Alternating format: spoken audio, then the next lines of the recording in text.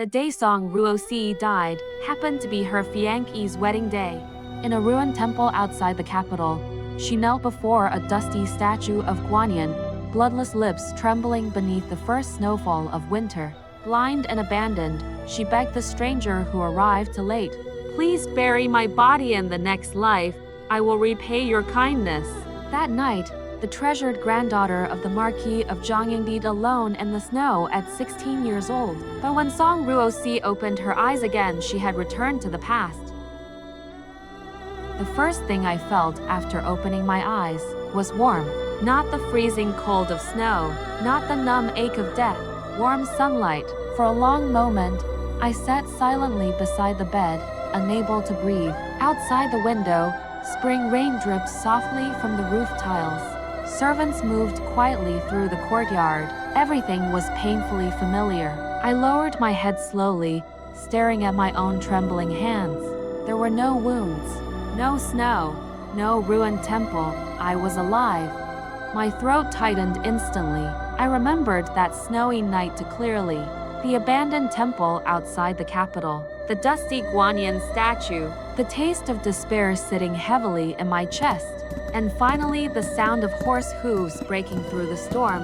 Even now, I could still remember the warmth of that stranger's embrace, that burning tear falling between my brows.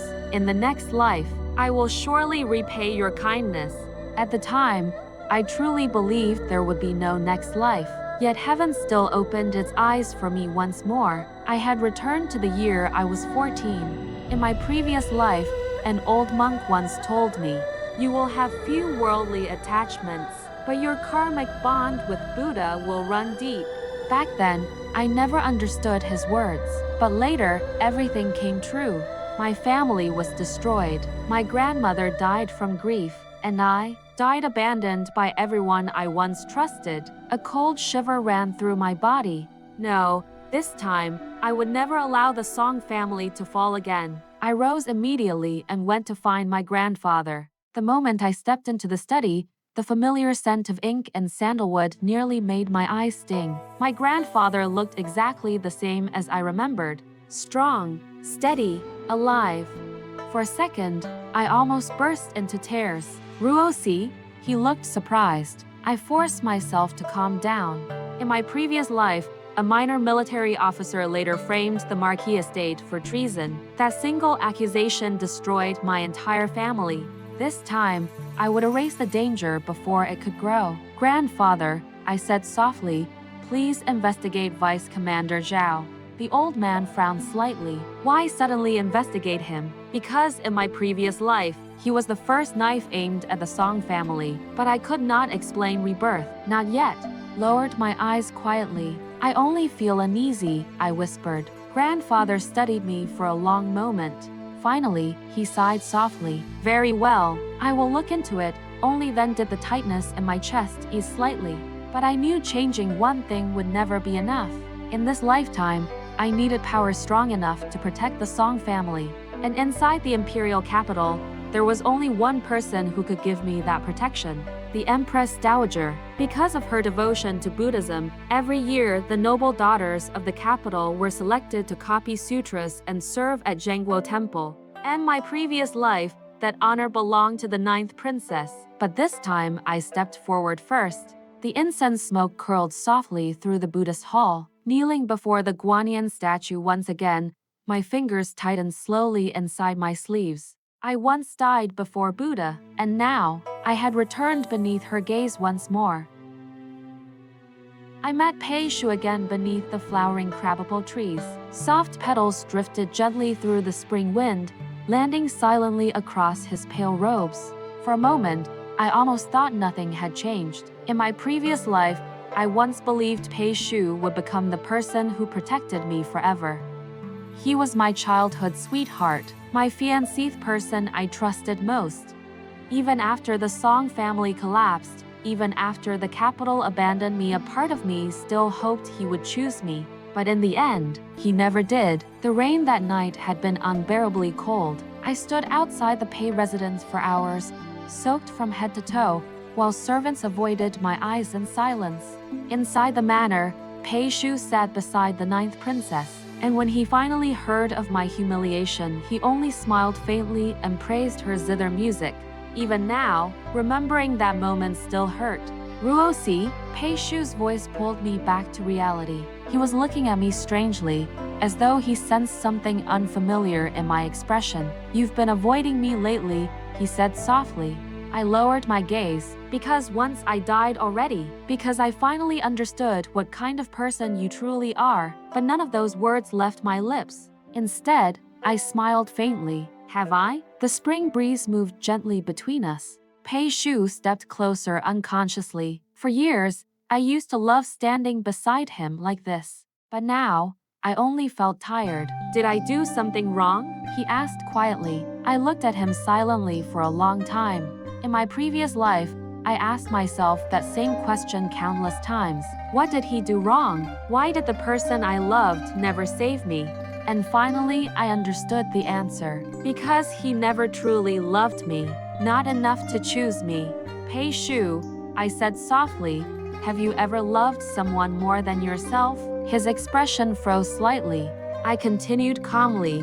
"You loved the Song family's reputation. You loved the perfect version of me everyone admired, but if one day I lost everything," I paused briefly, "would you still choose me?" For the first time, Pei Shu could not answer. The silence between us felt colder than winter snow.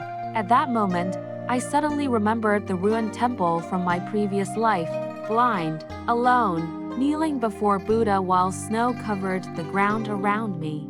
And somehow, that memory finally erased the last warmth I once carried for him. I smiled faintly and stepped backward. "In this lifetime," I whispered, "I no longer want to wait for anyone to save me." The flower petals continued falling quietly between us, but this time I turned around first. The first time I saw Jiu Yuan in this lifetime, he was kneeling alone in the snow. Heavy snowflakes drifted silently across the stone courtyard, covering the dark sleeves of his robe layer by layer.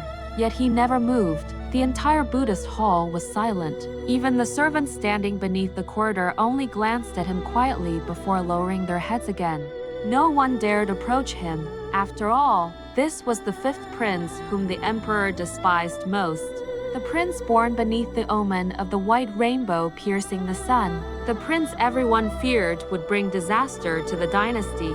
I stood beneath the corridor silently, watching him from afar, and suddenly a faint scent of cedar wood drifted through the cold wind. My fingers tightened instantly. That scent, I knew it too well. On the night I died, inside the ruined temple outside the capital, the stranger who held me in his arms carried the same cold cedar fragrance. For a moment, my breathing stopped completely. It was him, the person who buried my body in my previous life, was Jiu Yuan. Snow continued falling quietly around us, but my heart could no longer remain calm. In my previous life, Jiu Yuan became the most feared prince in the entire dynasty, cold, ruthless, untouchable. People said he climbed over mountains of corpses and rivers of blood to reach the throne. Yet at this moment, he was only a lonely young prince kneeling silently beneath the snowstorm. His mother, Consort Lin, had fallen gravely ill. But because the emperor hated Zide Palace, even the imperial physicians delayed treatment again and again. No one cared whether the fifth prince suffered. No one cared whether his mother lived or died. The wind lifted the edges of his dark robes softly. His face had already turned pale from the cold, yet his back remained perfectly straight. Something inside my chest tightened painfully, because I understood that kind of loneliness too well. In my previous life, I also once begged the heavens for mercy, and no one answered me either. At last, Jiu Yuan's body swayed slightly. The servant behind him panicked immediately. "Your Highness," before he could collapse, I stepped forward instinctively. Snow crunched softly beneath my shoes. For the first time, Jiu Yuan lifted his eyes toward me. Cold, guarded, beautiful enough to make people afraid. The snowfall reflected quietly inside his dark eyes. For several seconds, neither of us spoke. Then he said coldly, "Move aside." His voice carried exhaustion, but also the sharp distance of someone who trusted no one. I should have left. The imperial palace was dangerous enough already. The smartest choice would have been to stay far away from the fifth prince. But instead, I heard myself speaking softly. I know a little medicine. For the first time, something in his expression shifted slightly. The snow continued falling silently between us, and somehow it felt as though fate itself had begun turning once again. That night, I followed Jiu Yuan back to Xia Palace. The palace was colder and quieter than I remembered. Dim lantern light flickered weakly beneath the corridors, while snow gathered silently across the courtyard stones. No servants spoke loudly here. Even breathing felt cautious. As we entered the inner hall, the bitter scent of medicine immediately filled the air. Consort Lin lay resting against the bed, her face pale beneath the candlelight. The moment I saw her, my chest tightened slightly. In my previous life, Consort Lin died not long after this winter. And after losing his mother, Jiu Yuan truly became alone in the world. I lowered my gaze quietly. This time, I wanted to change that fate too. Young lady, Consort Lin said softly, "Thank you for coming." Her voice was weak, yet unbelievably gentle. Nothing like the vicious rumors spread throughout the palace. I carefully checked her pulse while the candle flames trembled softly nearby. The room was very quiet, but I could still feel Jiu Yuan's gaze resting on me from behind. Cold, suspicious, careful. As though he still could not understand why I had chosen to help him. Honestly, even I could not fully explain it myself. Perhaps because on the night I died, he was the only person who reached for me. Or perhaps I simply did not want someone else to experience the same despair I once carried. After a long silence, I finally spoke softly. Her condition can still be treated.